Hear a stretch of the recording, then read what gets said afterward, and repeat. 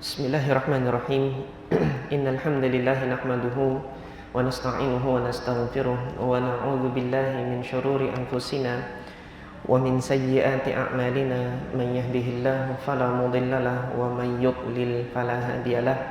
Wa asyhadu an la ilaha illallah wahdahu la syarika lah wa asyhadu anna Muhammadan 'abduhu wa rasuluh.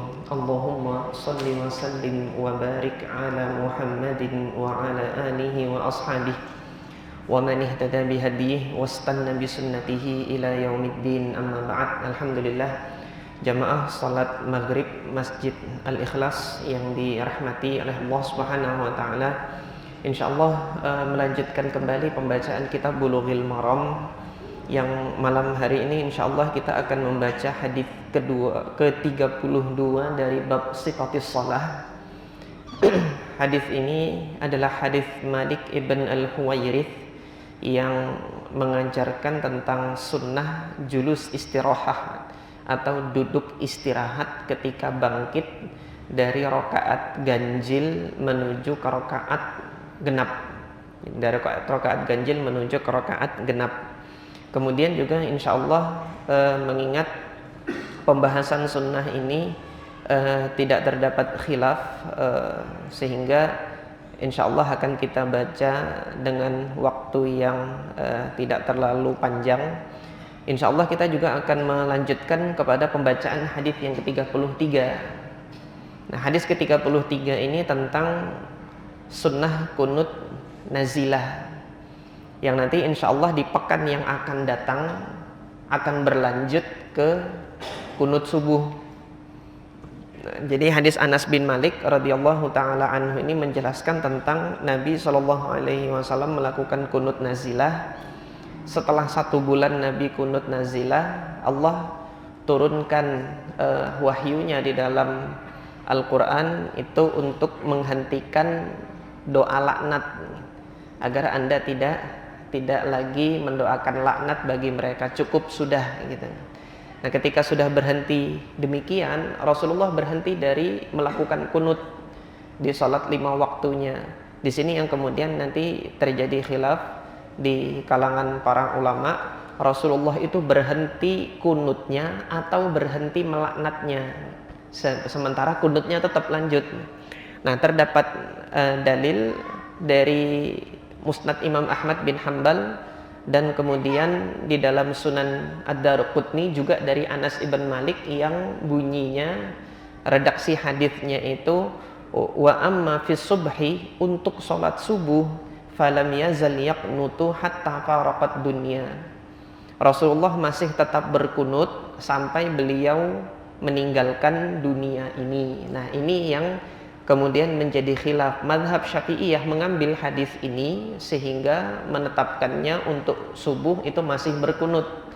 Kemudian mazhab Abu Hanifah dan mazhab Hanabilah tidak berkunut. Ini nanti khilafnya insyaallah akan kita bahas pada pekan yang akan datang. Malam hari ini insyaallah kita akan melihat bagaimana sejarahnya Nabi sallallahu alaihi wasallam itu melakukan kunut nazilah, yang peristiwa ini berkenaan dengan tragedi Sumur Ma'unah. Tragedi Sumur Ma'unah ini terjadi, diperkirakan yaitu tahun ke-4 Hijriyah. Itu setelah terjadinya pertempuran Uhud. Kaum muslimin ini mengalami kerugian yang besar. Sebagian pendapat menyatakan kaum muslimin itu kalah, tapi saya lebih kepada pendapat bahwasanya kaum muslimin ini tidak kalah, hanya mengalami kerugian besar di dalam pertempuran Uhud, tetapi itu mengakibatkan kaum muslimin ini mendapatkan citra buruk gitu. Artinya wibawanya kaum muslimin ini jatuh setelah pertempuran Uhud. Akhirnya masyarakat Mekah itu menjadikan kaum muslimin itu bulan-bulanan gitu, bahan permainan. Nah, nanti akan kita lihat sejarahnya bagaimana tragedi Sumur Ma'unah ini terjadi. Sebelum itu kita baca terlebih dahulu hadis Malik ibn Al-Huwairits. Qala Al-Hafidz Ibnu Hajar rahimahullah wa an Malik ibn Al-Huwairits radhiyallahu anhu. Malik ibn Al-Huwairits meriwayatkan annahu ra'an nabiyya sallallahu alaihi wasallam yusalli. Beliau melihat Rasulullah sallallahu alaihi wasallam salat. Fa idza kana fi witrin min salatihi. Kalau Rasulullah itu berada di rakaat ganjil, fi witrin min salatihi, beliau berada di rakaat ganjil, artinya rakaat pertama atau rakaat ketiga. Lam yanhad, belum akan bangkit. Beliau belum akan bangkit hatta yastawiya qa'idan, sampai beliau itu sempurna duduk, baru kemudian beliau bangkit lagi. Al-hadits rawahul Bukhari. Hadis ini diriwayatkan oleh Al-Imam Al-Bukhari. Nah, duduk inilah yang diistilahkan oleh para ulama dengan duduk istirahat atau julusul istirahah. Sunnah julusul istirahah, sunnah duduk istirahat. Sunnah duduk istirahat ini dilakukan ketika rakaat ganjil menuju ke rakaat genap. Jadi antum sholat rakaat pertama, setelah sujud yang kedua, kan itu bangkit berdiri kan. Setelah sujud yang kedua di rakaat pertama itu, ketika hendak bangkit berdiri menuju ke rakaat yang kedua, disunnahkan untuk duduk sejenak sebagaimana dalam hadis ini. Jadi duduk sejenak baru kemudian bangkit berdiri. Ini berlaku untuk bangkitnya bangkitnya seseorang dari rakaat ganjil menuju ke rakaat genap. Ini dilakukan dari rakaat pertama menuju ke rakaat kedua. Nah, nanti rakaat kedua menuju rakaat ketiga seperti dalam sholat maghrib, isya, dan asar, kemudian zuhur, kan sudah duduk tahiyat. Jadi tidak ada lagi duduk istirahat karena sudah duduk tahiyat awal atau duduk tasyahud awal. Nah, nanti di sholat yang 4 rakaat ada rakaat ketiga menuju ke rakaat ke-4. Maka ini ada ganjil menuju genap lagi gitu kan. Sehingga rakaat ketiga menuju ke rakaat ke-4 ini ada duduk istirahat lagi. Jadi ketika sujud yang kedua di rakaat ketiga hendak bangkit menuju ke rakaat ke-4, disunahkan duduk sejenak baru kemudian bangkit berdiri menuju ke rakaat ke-4. Jadi demikian dilakukannya julusul istirahah. Nah, kemudian jamaah sekalian, perlu diketahui bahwasanya sunnah ini diterapkan pada saat bangkit dari rakaat ganjil menuju ke rakaat genap. Apakah diterapkan sujud ini ketika bangkit dari sujud tilawah untuk bangkit di rakaat tersebut gitu? Ini faidah yang saya dapatkan dari kakak kelas saya, guru saya, Syekh Samir Al-Jazairi. Beliau ini dari Jazair, tapi ketika saya kuliah dahulu beliau senang berdiskusi dengan teman-teman dari Indonesia, dan beliau kami anggap bagi mahasiswa Indonesia ini ya, beliau juga salah satu dari guru kami yang memberikan faidah ilmu yang banyak kepada kami. Beliau punya kekhususan itu di ilmu usul fikih karena studi beliau di ilmu usul fikih. Suatu ketika saya sholat subuh di masjid kampus, di masjid Jami, saya berada di sebelah beliau gitu. Dan pada saat itu imamnya, sebagaimana umumnya masjid-masjid ketika di hari Jumat sholat subuhnya itu selalu membaca surah As-Sajdah. Nah, pada saat itu imam di masjid kami, di masjid kampus itu juga membaca surah As-Sajdah. Untuk yang sunnahnya sudah kita baca kemarin kan, di dalam Bulughul Maram ini, bahwasanya sunnah bagi imam itu untuk membaca surah As-Sajdah dan surah Al-Insan di sholat subuh pada hari Jumat. Nah, di dalam redaksinya Imam At-Tabrani kemarin dalam Mu'jamnya, Rasulullah bahkan mendawamkan itu gitu loh. Nah, pada saat imam itu sujudul Quran, ketika bangkit menuju berdiri lagi gitu, Karena sujud Quran itu bukan sujud rakaat, tapi dia sujud sunnah karena melalui ayat sajadah gitu. Dilakukan di dalam sholat. Nah, pada saat imam sujud kemudian bangkit, saya kan bangkit juga gitu. Tapi saya melakukan duduk istirahat. Saya melakukan duduk istirahat sebagaimana rakaat ganjil menuju ke rakaat genap.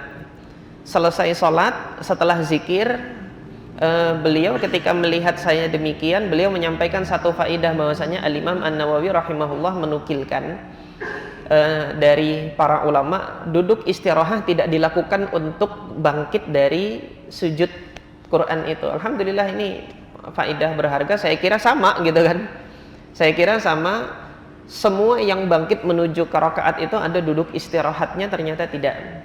Ini yang disampaikan oleh beliau dengan menukilkan pernyataan Al-Imam An-Nawawi rahimahullah, bahwasanya sunnah julusul istirahah ini tidak dilakukan pada saat bangkit dari sujud Al-Quran, karena sujud Al-Quran itu bukan sujud di dalam rakaat yang menjadi perpindahan dari rakaat satu ke rakaat yang lain. Jadi yang demikian ini hendaknya diketahui. Maka setelah saat itu, ketika saya melakukan sujud Quran di dalam sholat, baik ketika saya bermakmum atau saya sendiri yang membaca surah yang ada ayat sajadah di situ, bangkitnya itu langsung bangkit tanpa duduk istirahat.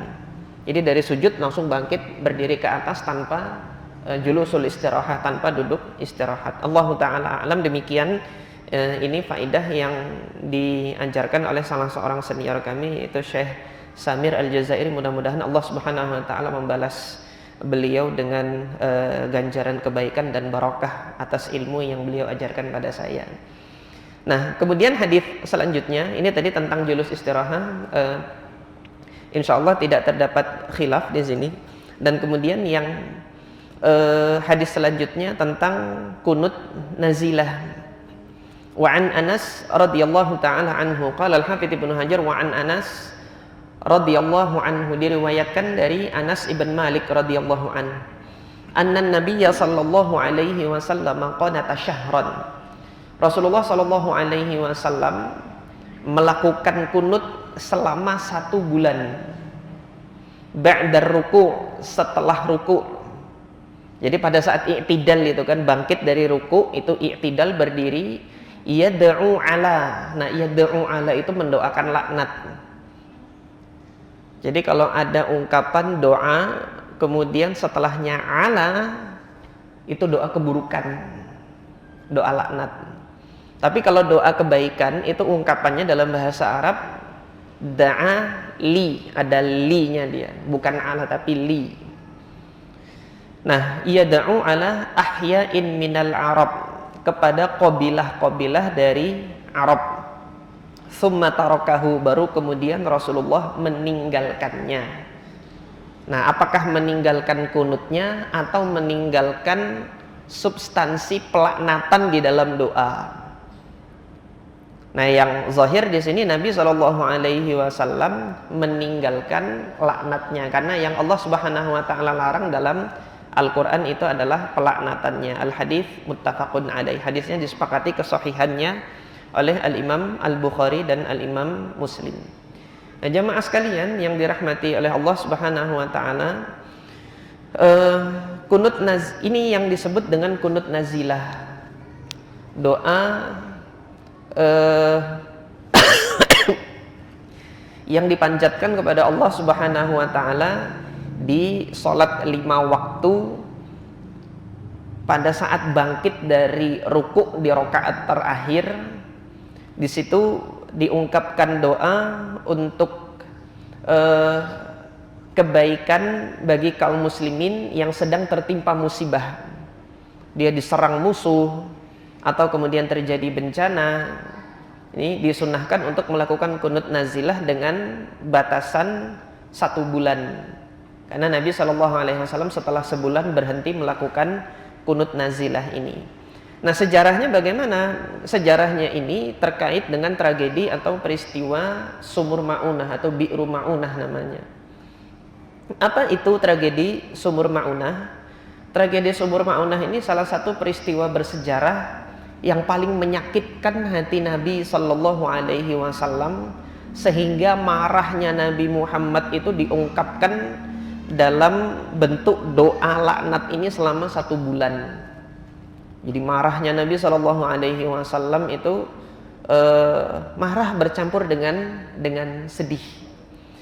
Nah, waktu itu memang tahun keempat Hijriyah itu adalah tahun di mana kaum muslimin itu jadi bulan-bulanan bangsa Arab. Jadi kalau kita lihat kronologi sejarahnya itu, kaum muslimin setelah pertempuran Badar itu disegani oleh bangsa Arab. Artinya pertempuran Badar itu terjadi di tahun kedua Hijriyah. Ketika berhasil mengalahkan pasukan Abu Jahal, petinggi-petinggi Quraisy banyak yang terbunuh di perang Badar itu. Bangsa Arab itu mulai memperhitungkan eksistensi ajaran Nabi Muhammad di Jazirah Arab. Ini bisa jadi benar ini gitu kan. Jadi masyarakat Arab yang non Quraisy itu sebenarnya menunggu apa? Menunggu siapa nanti yang berhasil menguasai Ka'bah. Karena masyarakat Arab itu belajar dari peristiwa Fil, peristiwa tentara bergajah, seberapa besarnya kekuatan yang hendak menghancurkan rumah Allah itu tidak akan mampu, justru mereka dia yang akan binasa. Sehingga bangsa Arab itu punya kesimpulan, Ka'bah ini tidak akan diberikan oleh Allah kepada pihak yang tidak diridhoi gitu. Ketika muncul Nabi Muhammad dengan ajaran yang belum dikenal oleh masyarakat Arab dan nenek moyangnya, atau menyelisihi tradisi nenek moyangnya, mengajak untuk meninggalkan penyembahan berhala, orang-orang Arab yang non Quraisy itu abstain, nonton gitu loh, menyaksikan. Nah, yang menghadang kuat itu adalah Quraisy, sehingga terjadi apa? Perseteruan antara Quraisy dengan pihak Nabi Muhammad dan pengikutnya. Kian hari semakin bertambah pengikut Nabi Muhammad, semakin bertambah, sehingga kemudian memiliki kekuatan yang imbang untuk melakukan pertempuran. Nah, pertempuran itu beritanya itu sampai ke seluruh Jazirah Arab ketika mendapat ketika mendapat berita bahwasanya pasukan Nabi yang 300 itu kok bisa menghancurkan, mengalahkan yang jumlahnya 1000. Wah, ini sesuatu yang hebat banget, boleh jadi ini ajaran-ajaran yang benar nih. Sehingga mulai dipertimbangkan, mulai diperhitungkan eksistensinya kaum muslimin, pengikutnya Nabi Muhammad itu di Jazirah Arab. Naiklah wibawanya kaum muslimin setelah perang Badar. Di tahun yang akan datang, tahun ketiga, Abu Sufyan itu memutuskan untuk membalas kekalahan di pertempuran Badar, sekaligus juga untuk memberikan pukulan yang kuat agar rute perjalanan dagangnya itu aman. Karena Abu Sufyan ini barusan saja rombongan dagang yang dipimpin oleh Sofwan ibn Umayyah ternyata mampu dicegat oleh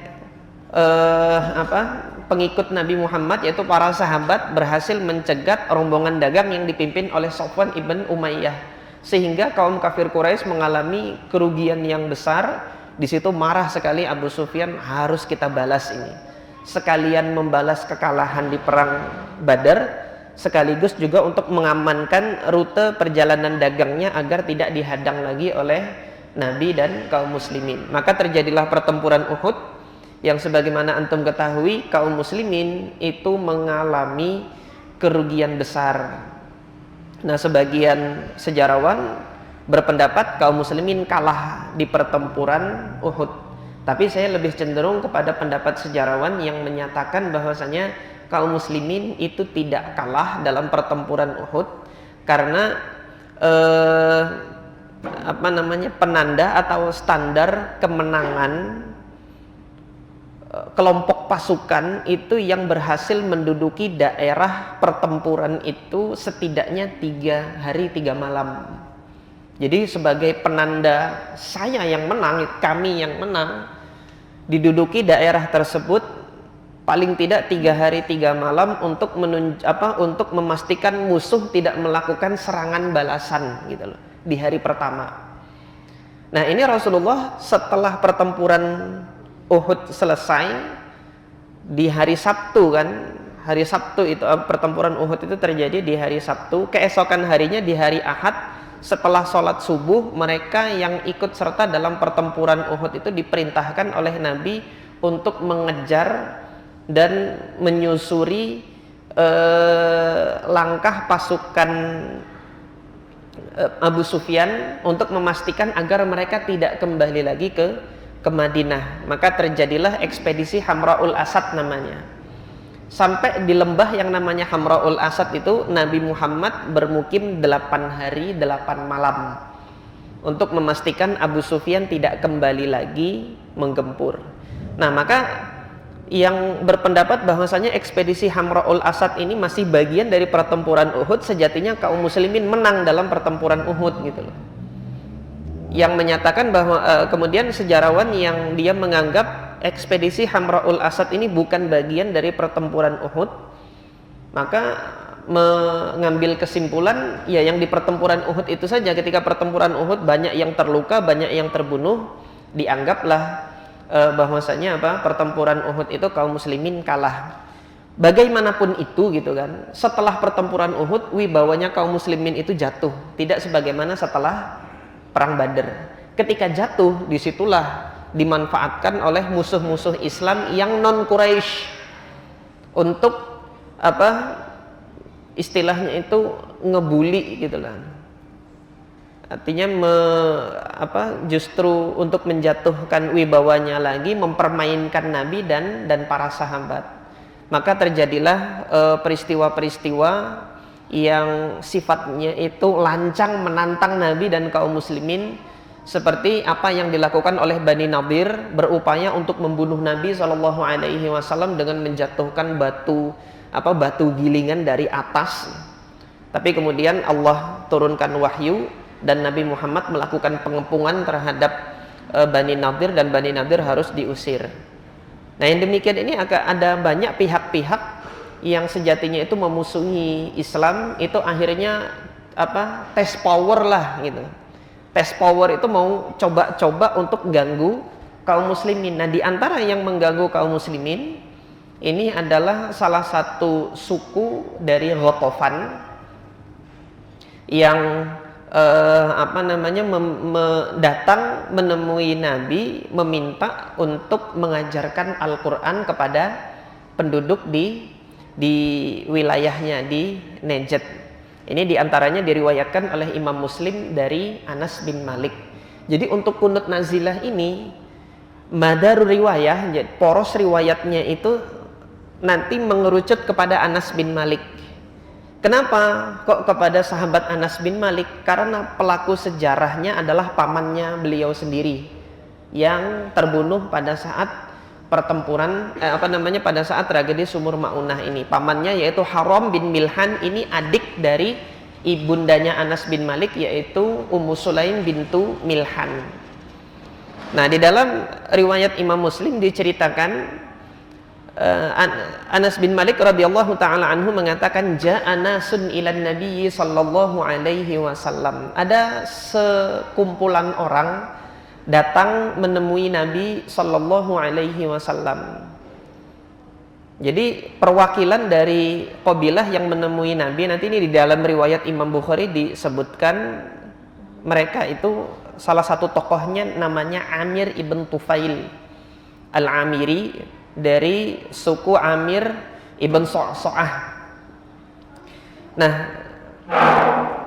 Anas bin Malik melanjutkan, faqalu,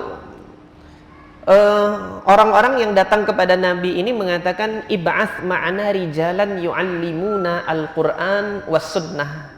Utus kepada kami orang-orang yang bisa mengajarkan Al-Quran dan sunnah kepada kami. Nah, ketika ada permintaan yang demikian, kira-kira Nabi senang apa nggak senang gitu loh? Senang sekali. Karena Nabi Muhammad ini, antum kalau melihat sejarah beliau mendakwahkan Islam di Mekah ini, kesana kemari itu kan ditolak, kemudian kesana kemari itu dihalangi dakwahnya Nabi, sampai puncaknya pada saat peristiwa Taif itu Nabi Muhammad menawarkan Islam kepada orang Taif, malah kemudian dilempari gini. Nah, ini setelah perang Uhud ada utusan dari kabilah datang minta kepada Nabi untuk dikirim orang-orang yang bisa mengajarkan Al-Quran dan Sunnah. Mudah-mudahan ada sebagian dari orang-orang di kampung kami itu yang mau menerima Islam, maka utuslah juru dakwah atau dai-dai ke kampung kami. Maka singkatnya Nabi mengutus, faba'atha ilaihim sab'ina rajulan minal ansor. Rasulullah mengutus 70 orang dari kalangan Ansor, yuqalu lahum al-qurra. 70 orang ini dikenal sebagai al-qurra. Al-qurra ini, kalau hari ini qurra itu adalah yang menang lomba tilawatil Quran. Qurra ini jamak dari qari. Tapi yang dimaksud dengan al-qari di sini adalah para penghafal Al-Quran yang memahami makna Al-Quran secara mendalam dan mengamalkan Al-Quran tersebut. Ini adalah qurra. Seorang qari itu yang menghafal Al-Quran, mengamalkannya dan memahami makna yang terkandung di dalam Al-Quran ini secara mendalam. Inilah al-qurra. Qurra jamak dari qari. Nah, nanti antum akan lihat di dalam hadis ini bagaimana seorang qari yang terkumpul banyak, yaitu para qurra ini, Al-Quran itu sudah mendarah daging di dalam diri mereka. Fihim khali haram. Jadi di antara mereka yang 70 itu ada pamanku yang namanya Haram, kata Anas bin Malik. Haram bin Milhan. Pekerjaan kebiasaan dari para qurra ini ngapain? Yaqra'unal Qur'an. Mereka ini kalau malam seperti ini mereka baca Quran. Di masjid Nabi itu membaca Al-Quran banyak. Wa yatadarasuna bil-laili. Mereka tadarus. Tadarus itu membaca, saling membacakan, saling mengoreksikan bacaan satu sama lain. Ini saya hafal, nanti yang lain menyimakkan. Ini tadarus demikian. Itu dilakukan setiap malam. Yata'allamuna, mempelajari makna-makna yang terkandung di dalamnya. Wa kanu bin nahari yaji'una bil ma. Pekerjaannya kalau siang hari ngapain? Mereka mengisi air, mengambil air, mendatangkan air, fayad'unahu fil masjid, meletakkannya di masjid Nabi untuk keperluan orang-orang beribadah, untuk bersuci di masjid, atau kemudian yang mau minum. Artinya ini jamaah sekalian yang dirahmati oleh Allah, 70 sahabat Nabi yang qurra ini, selain dia hafal Quran, selain dia itu faqih dalam hal Al-Quran, mereka menjadi pelayan Allah untuk melayani orang-orang yang ibadah di masjid Nabi. Dan nanti akan kita lihat, sebentar lagi saya lanjutkan ini. Setelah dia mengisi air itu untuk keperluan orang-orang ibadah di masjid gitu. Mereka kemudian pergi ke hutan, wayahtatibuna, mencari kayu bakar, hatab. Fayabi'unahu, setelah dikumpulkan, diangkat di pundak mereka, mereka jual itu kayu bakar tersebut. Setelah mereka jual kayu bakarnya, kan dapat duit nih. Duitnya untuk apa? Wa yashtaruna bihi ta'ama li ahli suffati walil fuqara. Duit hasil penjualan dia cari kayu bakar tadi, dibelikan makanan untuk ahlus suffah. Ahlus suffah itu kalangan orang-orang miskin yang hijrah datang ke Madinah, belum ada rumah, belum ada tempat tinggal, dipersilahkan untuk tinggal di masjid Nabi. Ditetapkan salah satu sudut dari masjid Nabi itu agar mereka beristirahat untuk sementara waktu di situ. yang nyariin makanan 70 sahabat Nabi yang ahli Quran tadi. Dengan menjual kayu bakar tadi, sekarang antum bayangkan, ada orang berlelah-lelah cari duit bukan untuk memperkaya diri, tapi dia cari duit untuk menolong orang yang kesusahan. Dia beli makanan bukan untuk mereka sendiri gitu kan, makanan mereka ada sudah. Maka demikianlah kenapa sahabat Nabi yang di Madinah ini dikatakan Ansor. Jadi Ansor itu memang benar-benar penolong gitu loh. Mereka berkorban diri untuk keperluan saudaranya yang muhajirin, yang belum punya rumah, miskin, tidak ada harta. Sudah, kami yang memenuhi kebutuhan makanan kalian. Nggak ada duit, kami carikan. Nyari duitnya sampai nyari kayu bakar gitu loh. Dibagi-bagikan makanan tersebut kepada ahlu suffah walil fuqara. Nah jamaah sekalian, kalau begitu kira-kira ya, ini Nabi mendidik mereka ini berhasil nggak? Berhasil banget gitu loh. Antum bayangkan sebagai seorang guru mendidik kader dakwah, Quran hafal, paham iya, prakteknya iya. Kira-kira yang kayak gini ini disayang Nabi atau nggak disayang sama Nabi gitu? Disayang sama Nabi yang begini. Ketika ada permintaan untuk didakwahi, Nabi percaya 70 ini kirim, kamu yang ngajar gitu. Anda yang mengajar, silahkan pergi gitu kan. Faba'athahumun Nabi sallallahu alaihi wasallam ilaihim. Nabi mengutus 70 ini semuanya. Artinya ini yang sudah jadi dididik sama Nabi sallallahu alaihi wasallam gitu kan. Tapi gitu kan, di tengah perjalanan fa'aradu lahum, mereka dihadang di tengah jalannya itu di Bi'r Ma'unah ini. Faqataluhum qabla an yablughu al-makan. Dibantai semuanya, dibunuh sebelum beliau sampai di perkampungannya itu. Faqalu, maka ketika pembantaian itu mereka mengatakan, Allahumma balligh anna nabiyyana, ya Allah sampaikanlah kepada nabi kami, anna qad laqinaka, bahwasanya kami sudah bertemu dengan engkau ya Allah. Faradina anka, dan kami telah ridha terhadap segala keputusan engkau kepada kami. Wa radita anna, dan engkau juga ridha terhadap kami. Qal wa atarajulun haraman, kemudian seseorang itu mendatangi haram. Jadi ceritanya di sini rombongan yang 70 ini ketika sudah sampai di sumur Ma'unah itu, tempat peristirahatan untuk mengambil air di wilayah sumber air sumur Ma'unah itu, Haram bin Milhan itu menawarkan diri untuk membawa suratnya Nabi ini menuju ke perkampungannya. Biarkan sahabat yang lainnya itu istirahat di situ.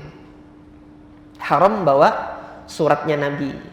Nah, Haram bin Milhan ketika dia bawa suratnya Nabi, hendak masuk ke perkampungan itu, ini kan surat ini jaminan keamanan, artinya ini rombongannya Nabi Muhammad jangan diganggu gitu. Karena sudah mendapatkan jaminan keamanan, beliau mereka ini diminta untuk mengajar Al-Qur'an di Najd. Ketika sudah dekat dengan perkampungan yang dituju itu, Haram bin Milhan membawa surat tersebut. Ketika sudah membawa, diserahkan, pada saat balik badan gitu kan, fata'anahu birumhin, ditusuk dari belakang, jeder gitu, hatta anfadahu, sampai tembus. Ketika tembus, Haram mengatakan, fuztu wa rabbil Ka'bah, aku sudah sukses demi Allah Tuhannya Ka'bah. Di dalam riwayat Imam Bukhari disebutkan Allahu Akbar. Ketika ditusuk itu beliau bertakbir Allahu Akbar. Tembus ini rumhun, tombak itu dari belakang tembus di dadanya. Dalam riwayat yang lain juga di dalam Sahih Bukhari, darah yang keluar itu beliau tampung Di sini di tangannya kemudian diusapkan ke kepalanya oleh Haram bin Milhan dan seraya mengatakan fuztu wa rabbil Ka'bah, demi Allah Tuhannya Ka'bah aku udah sukses gitu kata beliau. Maka Rasulullah ketika dikabarkan oleh Allah Subhanahu wa taala melalui wahyu tentang kejadian yang seperti ini, Nabi Muhammad Rasulullah mengumumkan kepada para sahabat. Faqala Rasulullah sallallahu alaihi wasallam li ashabihi inna ikhwanakum qad qutilu. Saudara-saudara kalian itu sudah dibunuh. Wa innahum qalu, dan mereka mengatakan Allahumma balligh anna nabiyyana, ya Allah sampaikanlah dari kami berita ini kepada nabi kami, anna bahwasanya qad laqinaka, bahwasanya kami sudah bertemu dengan engkau ya Allah, faradina anka, kami sudah ridha dengan engkau, segala keputusan takdir engkau yang engkau jadikan kepada kami sudah ridha, waradita anna, dan engkau pun juga ridha kepada kami. Nah, sampaikan, maka Allah Subhanahu wa taala mengabarkan kepada Nabi sallallahu alaihi wasallam melalui wahyu apa yang terjadi pada 70 sahabat Nabi ini. Nah, dari 70 sahabat Nabi ini ada 2 yang selamat. Ada 2 yang selamat, yang satu naik ke atas gunung dan yang satu lagi berhasil menemui Nabi dan mengabarkan kepada Nabi bagaimana peristiwa tersebut terjadi bagi sahabat-sahabat Nabi di Sumur Ma'unah pada saat itu. Nah, kemudian Nabi SAW itu berdoa. Di riwayat Imam Bukhari disebutkan fada'an nabiyyu sallallahu alaihi wasallam alaihim. Rasulullah itu mendoakan laknat bagi mereka. Siapa? Pembantai sahabat Nabi itu. Salasina sobahan, selama 30 pagi. 30 pagi ya sehari semalam. Jadi yang doa Nabi di waktu sholat 5 waktu pada saat waktu paling mustajab, tengah-tengah rokaat itu. Jadi antara rokaat berdiri kepada rokaat sujud kan, waktu iktidal itu setelah ruku. Ini pertengahan tiap rokaat, di situ berdoa. Yang doa Nabi waktunya mustajab, yang ngaminkan orang-orang soleh, sahabat Nabi. Kira-kira yang dilaknat di situ rontok nggak? Hancur, binasa. Siapa-siapa saja? Nah, ini di dalam Bulughul Maram tadi kan disebutkan ahya'in minal Arab, qabilah-qabilah dari Arab. Nah, mereka itu adalah Ri'lin satu, ala Ri'lin wa Zakwan, dan kemudian Zakwan, wa Bani Lahyan wa Usayyah. Mereka ini bagian qabilah-qabilah kecil yang tergabung dalam qabilah Bani Sulaim. Alladzina asawullaha wa rasulah, mereka ini bermaksiat kepada Allah dan Rasulnya. Maka didoakan oleh Nabi SAW, Allahumma al'an, ya Allah laknatlah gitu kan. Ri'lin wa Zakwan wa Bani Lahyan wa Usayyah. Sahabat amin, amin gitu. Selama 30 hari, itu 1 bulan. Tadi riwayat Anas bin Malik yang dalam Bulughul Maram disebutkan syahron. Nah, di dalam riwayat Imam Bukhari disebutkan salasin. Berarti ada kesesuaian di sini kan, antara riwayat satu dengan riwayat yang lain. Jadi sebulan Nabi SAW mendoakan mereka. Nah, jamaah sekalian yang dirahmati oleh Allah Subhanahu wa taala, pelajaran berharga dari peristiwa tragedi Bi'r Ma'unah atau Sumur Ma'unah ini. Peristiwa ini Allah Subhanahu wa taala hendak mengajarkan kepada kita keutamaan pengorbanan di dalam agama ini. Yang demikian ini para sahabat ini berkorban jiwa, raga, tenaga, waktu itu untuk agama Allah. Artinya apa yang Allah minta, kasih. Ini yang kita nggak bisa sampai kepada tingkat ketakwaan itu. Kita renungkan masing-masing deh diri kita. Pengorbanan apa untuk agama ini yang sudah kita lakukan? Sementara dalam keseharian kita, kalau kita hitung waktu yang Allah anugerahkan bagi kita lebih banyak untuk senang-senang dan leha-lehanya daripada untuk agama Allah Azza wa Jalla. Gitu kan. Ini introspeksi diri kita sendiri tanpa menjustis atau menyudutkan siapapun. Kita koreksi diri kita masing-masing dari bangun tidur sampai kita tidur lagi. Hitung berapa jam gitu kan, dari 24 jam anugerah yang Allah berikan, itu masih lebih banyak senang-senangnya yang kita lakukan ketimbang perjuangan kita untuk agama kita. Nah, kita lihat para sahabat Nabi tadi yang 70 dikirim oleh Nabi, mereka menghabiskan waktunya untuk apa coba? Tadarus Al-Quran, mempelajari Al-Quran, memahami kandungan maknanya. Kemudian mereka waktu dan tenaganya itu mereka gunakan untuk memberi manfaat kepada orang lain, ngisi air di masjid.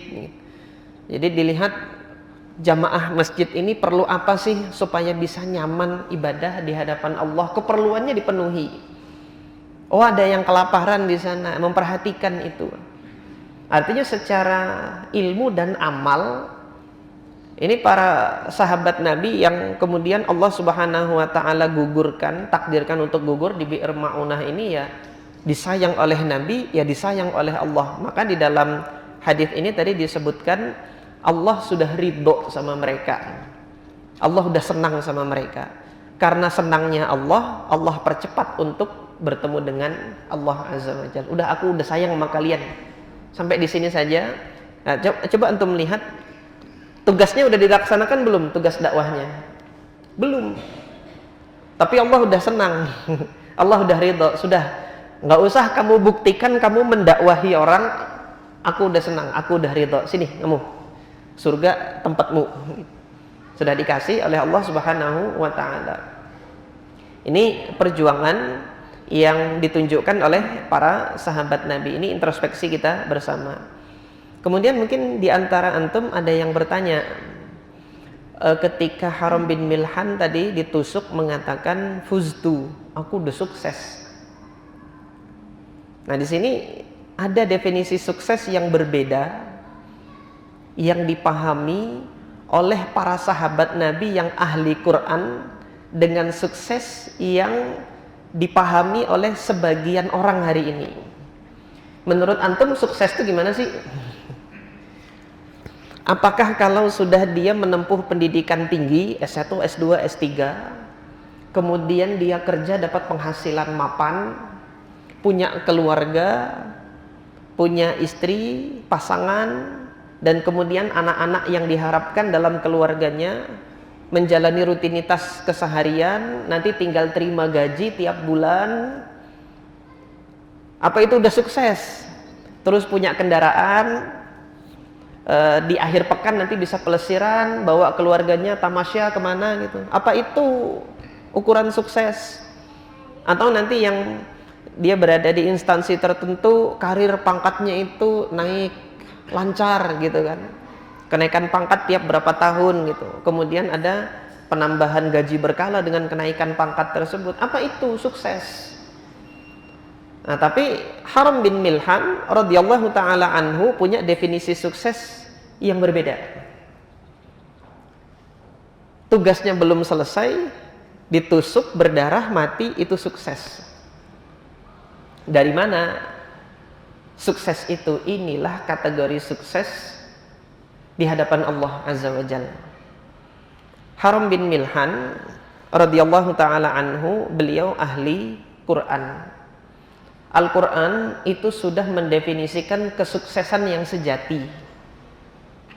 Nah, antum Lihat nanti di antaranya tadi di surah yang saya baca ketika sholat maghrib tadi, di surah At-Taubah ayat 111. Dan nanti di ayat-ayat yang lain antum akan coba cari nanti faza fauzan azima gitu kan. Sudah faza, sudah sukses. Biasanya kalau di terjemahan itu diterjemahkan menang, kemenangan yang agung. Faza, fauz itu menang, sukses. Azima, agung, kemenangan yang agung. Tadi di ayat yang saya baca itu surah At-Taubah ayat 111. Nanti antum silahkan renungkan itu, hafalkan dan jadikan itu surah ayat itu sebagai teman antum nanti ketika di alam kubur. Ini sudah saya hafalkan ya Allah, dan menjadi pedoman hidup saya, bahwasanya hidup saya ini saya korbankan untuk Engkau. Apa kata Allah di surah ini? Innallaha hashtara. Ini saya minta waktunya ya, sudah Isa. Saya minta waktunya sedikit karena ini penting. Innallaha hashtara. Allah itu ishtara. Ishtara ini kalau diartikan secara bahasa membeli. Dalam terjemahan antum lihat nanti terjemahan Al-Qur'an itu menggunakan bahasa yang lebih indah supaya menyamai keindahan bahasa Al-Qur'an, itu berniaga. Allah berniaga. Dengan siapa? Dengan orang-orang mukmin. Innallaha hashtara minal mu'minin. Allah itu mau beli dari orang-orang yang beriman. Apa yang mau Allah beli? Anfusahum wa amwalahum. Jiwa mereka dan kemudian harta mereka. Jadi antum bayangkan Allah ini lagi ngomong nih sama orang beriman nih. Hambaku yang beriman, aku mau beli nyawa kamu, aku mau beli harta kamu, kamu kasih nggak? Orang beriman jawabnya apa? Oh iya ya Allah, ambil. Ini apa sih yang tidak buat engkau gitu kan? Ambil. Nyawa saya ambil, harta saya ambil gitu kan. Nah, Allah kasih tahu harganya di ayat itu apa? Bi anna lahumul jannah, bayarannya, harganya itu saya kasih surga buat kamu gitu kan. Bi anna lahumul jannah. Yuqatiluna fi sabilillah fayaqtuluna wa yuqtalun. Jadi Anda diminta untuk bertempur fi sabilillah, entah Anda nanti yang membunuh dalam pertempuran tersebut atau Anda yang terbunuh. Nah, ini sahabat Nabi tidak pergi dalam pertempuran tapi dalam misi dakwah gitu kan. Dalam misi dakwah. Nah, ketika itu yang terjadi, dia sudah terbunuh, berarti nyawanya kan sudah Allah ambil nih. Allah kasih bayaran terhadap nyawa yang sudah dibeli sama Allah, ditukar sama Allah ya berupa surga. Ini janji. Allah janji di sini. Di dalam ayat Allah mengatakan apa? Wa'dan 'alaihi haqqan fit Taurati wal Injili wal Qur'an. Janji ini sudah Allah Subhanahu wa taala sampaikan kepada umat-umat sebelumnya, ada di Taurat, ada di Injil, sekarang diulangi lagi di Quran. Wa man awfa bi 'ahdihi minallah. Nah, sekarang siapa yang mau memenuhi janjinya ini dari Allah Azza wa Jalla untuk melaksanakan kewajiban tukar menukar nyawa dan harta ini untuk agama Allah gitu kan. Fastabshiru, berbahagialah kata Allah. Bibai'ikumul ladzi bay'atum, dengan perniagaan jual beli yang kalian lakukan dengan Allah itu berbahagialah kalian kata Allah. Terakhir Allah tutup ayatnya dengan apa? Wadzalika huwal fauzul azim. Itulah kesuksesan yang yang agung. Maka sukses dalam Islam itu manakala kita sudah memberikan apa yang kita miliki kepada Allah untuk agama Allah dan Allah sudah ridho dengan kita, itulah sukses. Tapi kalau hanya sekedar menikmati kenikmatan dunia, berleha-leha, bersenang-senang dengan apa yang Allah hamparkan di dunia ini, itu belum sukses. Itu belum sukses. Sukses itu ketika seorang sudah memberikan apa yang dia miliki untuk agama Allah, untuk perjuangan di jalan Allah, dan bahkan nyawanya pun gitu, dia mati di jalan Allah, itulah sukses. Aku qouli hadza wa astaghfirullah li wa lakum. Subhanakallahumma rabbana wa bihamdika asyhadu an la ilaha illa anta astaghfiruka wa atubu ilaik. Assalamualaikum warahmatullahi wabarakatuh.